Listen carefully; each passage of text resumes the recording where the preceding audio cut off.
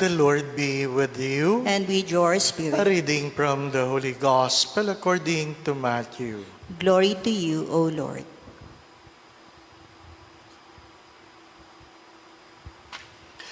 Jesus said to the 12, "Fear no one. Nothing is concealed that will not be revealed, nor secret that will not be known. What I say to you in the darkness, speak in the light. What you hear whispered, proclaim on the housetops. And do not be afraid of those who kill the body, but cannot kill the soul. Rather, be afraid of the one who can destroy both soul and body in Gehenna. Are not two sparrows sold for a small coin? Yet, not one of them falls to the ground without your Father's knowledge. Even all the hairs of your head are counted. So do not be afraid. You are worth more than many sparrows. Everyone who acknowledges me before others, I will acknowledge before my heavenly Father. But whoever denies me before others, I will deny before my heavenly Father."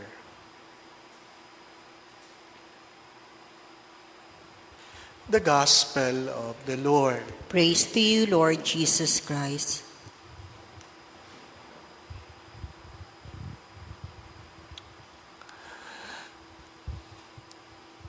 Monsignor Ding Coronel of Quiapo asked for prayers because we learned that one of their priests is positive of COVID.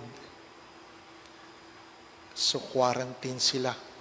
They just opened their church recently. Now they're closing it again. And one of their priests went to the seminary to play badminton. So the seminary now is in quarantine. Ano po?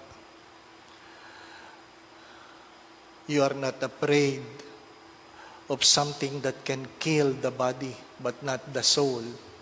And you know that God values you more than the sparrows. And you will not be allowed to fall without God's knowledge. Still you fall. Ano po? Kaya ang aking pakiusap, kung kayo ay may sakit, wag na wag kayong pupunta sa simbahan. Ano po? Wag kayong pasaway. Baka pati ang online mass mawala dahil sa pasaway ng mga may sakit. Ano po? Anyway, Happy Father's Day to all fathers. Ano po? Kanina nag-homily ako. Nako, pagkatapos ng homily mo, kung ano-ano na naman ang kwento, comment, questions. At sabi nung isa, alam mo, Father, sabi niya, sabi ng misis ko, mataba ba ako? I want to be honest and I want to be generous with my words.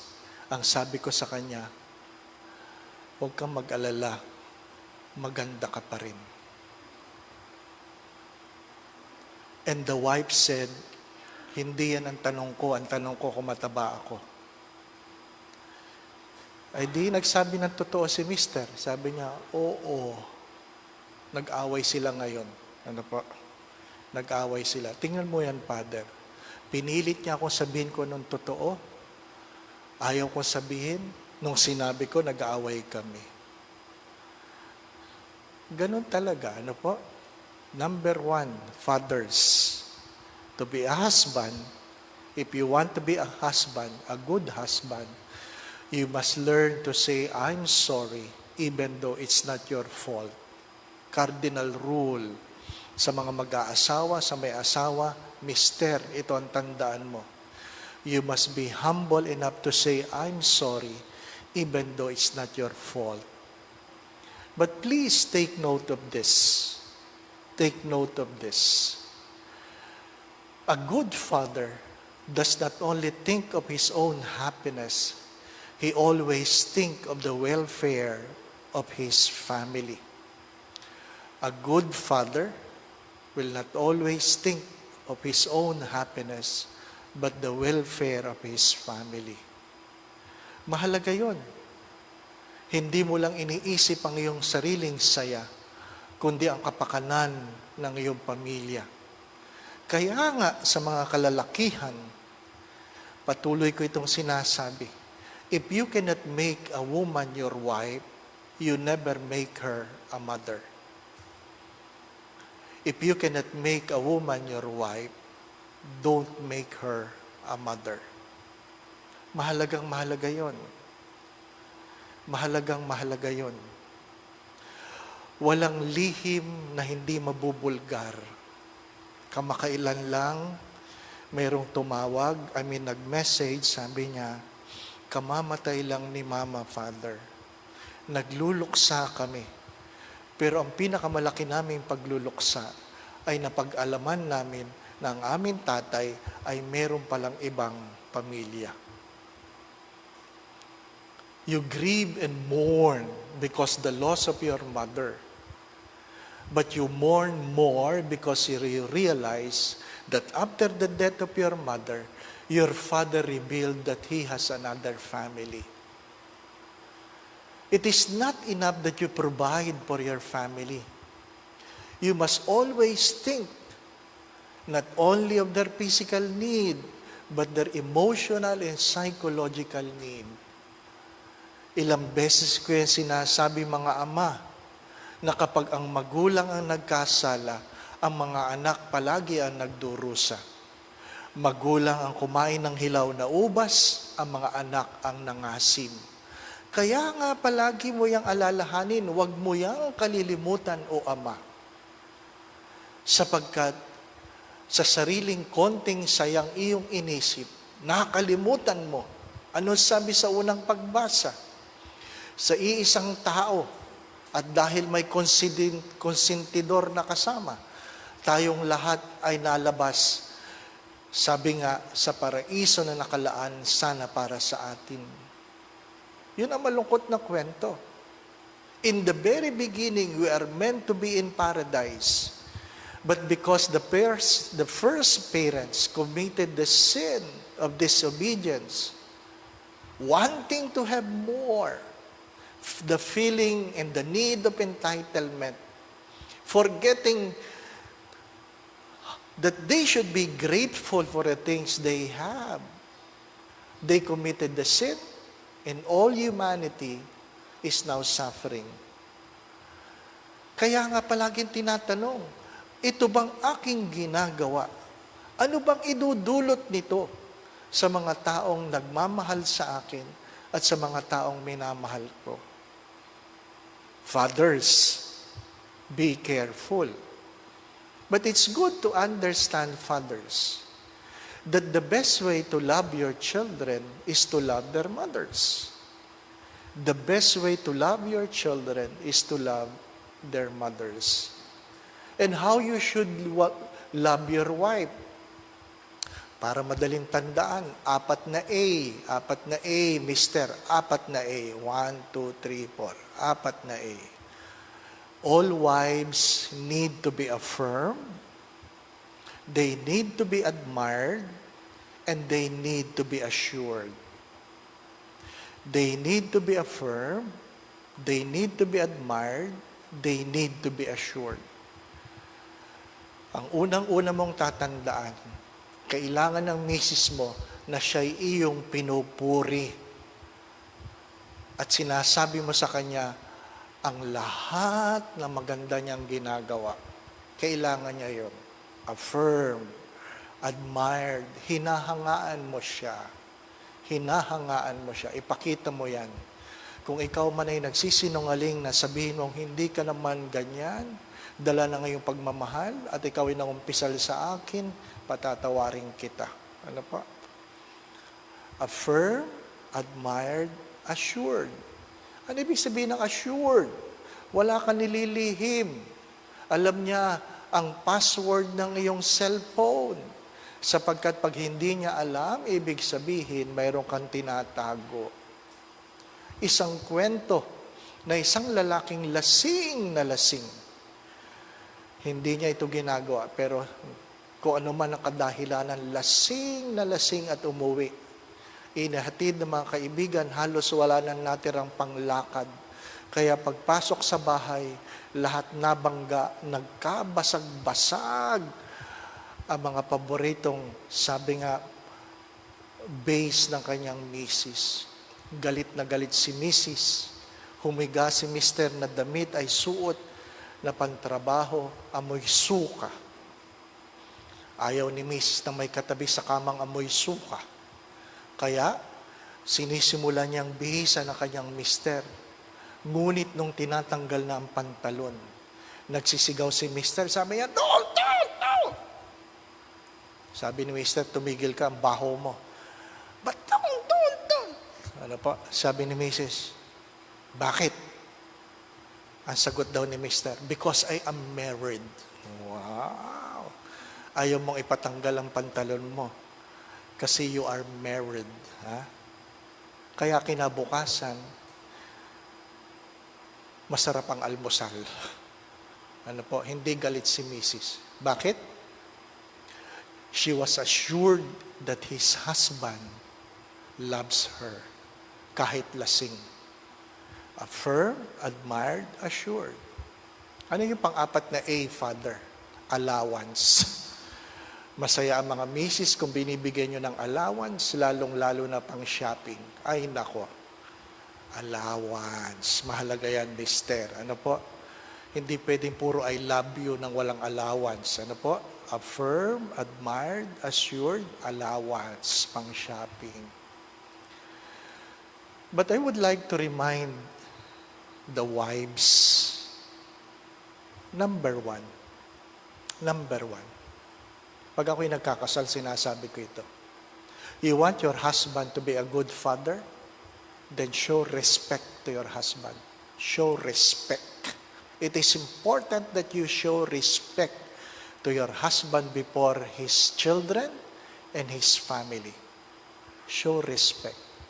Second, kung nagkamali man si Mr., Mrs., kung nagkamali man, kung ano man ang kadahilanan ng pagkakamali, you should never instigate in the mind of your children to hate their fathers. Please listen. You should not instigate. Huwag niyong susulsulan ang inyong mga anak para magalit sa kanilang mga ama. It will not help. Hate will not help. Don't instigate. Children, love your father.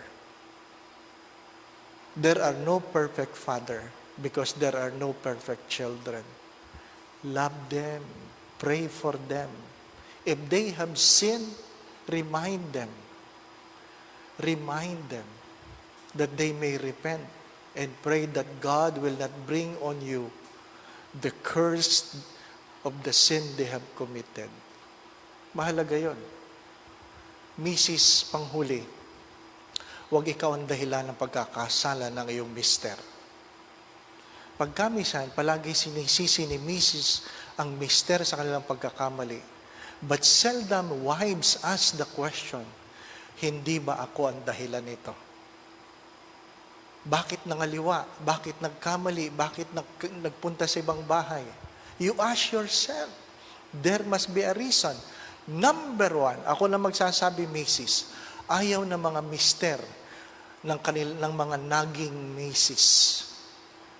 Mga nagbubungangang misis. Yung mga misis na mga minero. Ano yung mga misis na minero?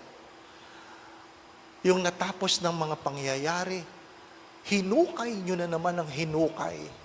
Miniminan nyo ang mga lumang kasalanan ng inyong mga mister. Tapos na kayo doon. Ibaon nyo na, huwag nyo nang hukayin. Mga minirong misis, wala kayong may tutulong. Huwag kayong magagalit sa akin, misis. Kung ayaw ninyong maghanap ng iba si mister, kahit gaano kabuti yan, aba, kahit kayo'y matanda at matagal na kayong mag-asawa, maligo ka pa rin. Ang hirap namang hindi na kayo nag-aayos. At sasabihin nyo sa mister nyo, ba't ka tumitingin sa iba? Eh kasi, puro pangit na lang nakikita ko sa dumi. Sorry for the words. Maligo ka. Magbihis ka. Aba, ang hirap yatang katabi mo araw-araw, amoy bawang at saka sibuyas, hindi po ba? Ano? Mga minamahal na mga kapatid, gumagawa ka dapat ng paraan. Itanong mo, ako ba'y walang pagkukulang? Sapagkat lahat ng pagkakamali, mayroong kadahilanan. Mabuti na lang ay kalawang pagbasa, ay ang Diyos ay sobrang mapagmahal sa gitna ng ating mga pagkukulang.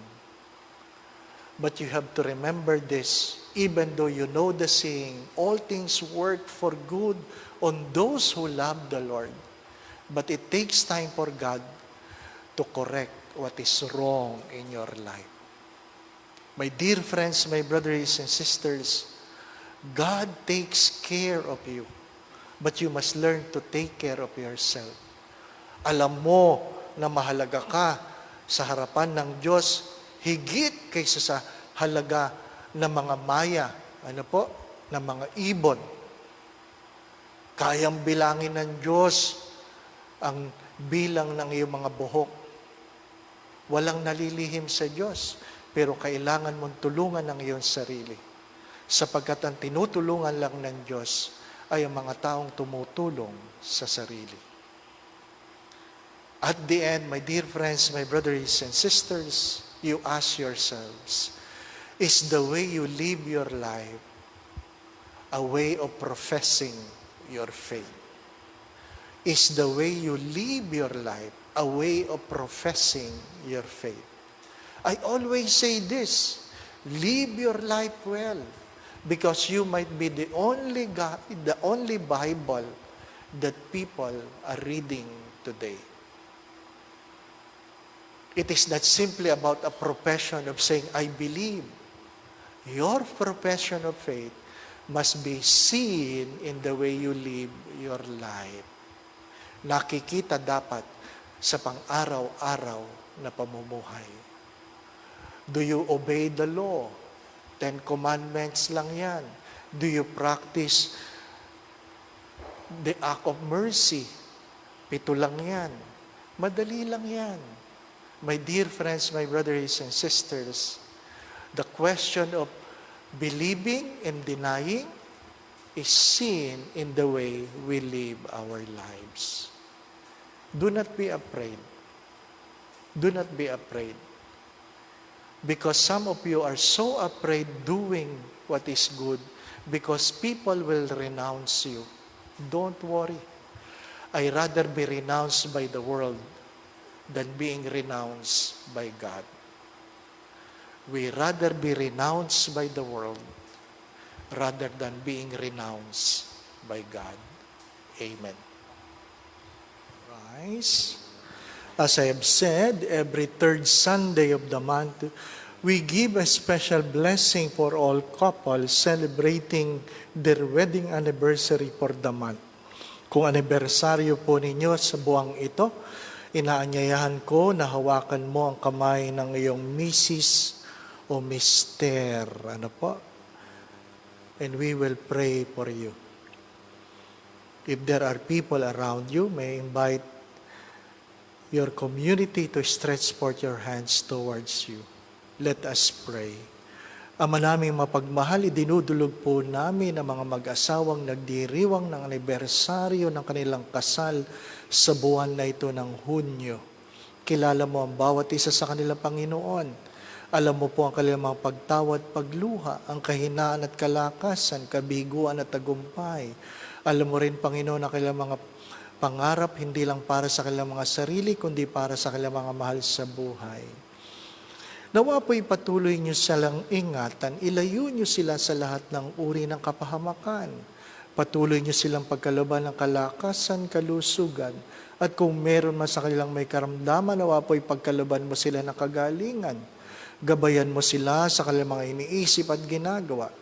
Kung meron man silang problema o suliranin, lalong-lalo na sa panahon na ito ng pandemic, naway tuwangan mo sila, Panginoon, alisin mo po ang kanilang mga pagkatakot at pangamba. Tustusan mo po ang kanilang mga pangangailangan. Panginoon, kung ano man ang sugat na dinulot ng pagkakamali ng ninuman, nawa po'y mayroong paghingi ng tawad, pagbabagong buhay, at pagkahilom ng mga sugat na ito upang mapanibago mo ang kailang pagmamahalan. Nawa po, Panginoon, ang kailang mga pamilya ay pagharian mo ng pagmamahalan, pagkakaisa, pagkakasundo-sundo, kapayapaan, kasayahan, puspos ng pag-ibig at kasaganahan. Panginoon, batid mo kailang mga panalangin, kayo na po magregalo, nawa po'y pagkalubong kahilingan ng kailang mga puso at sila po yung pagpalain sa ngalan ng Ama at ng Anak at ng Espiritu Santo. Amen. Happy anniversary. Hindi ko kayo kita, pero kiss. Ano pa? Kiss. Ba't kaya pag matanda na? Beso-beso. Hindi na sa lips, no? Drama. Announcement. Patuloy po nating gagawin ang communion outside the Mass dito sa Goretti, araw-araw. Naobserbahan po natin na pwede at kaya naman, wala namang social gathering na nangyayari at mayroong social distancing. So every 10 to 11 in the morning, the church will be open for those who will come and receive Holy Communion every day. Ano pa? Every day. But, if you are sick, don't dare to come. Ha? Don't dare to come. Baka hindi lang communion ang mawala, pati online masses. Ano pa? So, if you are sick, don't dare to come. Don't come. Ano pa? Bukas po magsisimula na yung di po ba, Father? A 10-minute, maybe 15, question and answer after the Mass. I will answer the many questions being asked, Pero yun namang itatanong niyo, yung kaya kong sagutin. Ha? Katulad ng tanong. Halimbawa ng isang tanong, Father, yung aso ko ba makikita ko sa langit? Ang hirap ng tanong na yun, hindi ko po alam. Malay ko, hindi po ba, Yung kaya ko lang sagutin, Sagot ko, hindi ko alam. Sabi niya, malulungkot ako. Abay, wala akong magagawa, hindi ko po alam . Ito, kayong sumagot dito. Ha? Ako po, Father, ay 80 years old.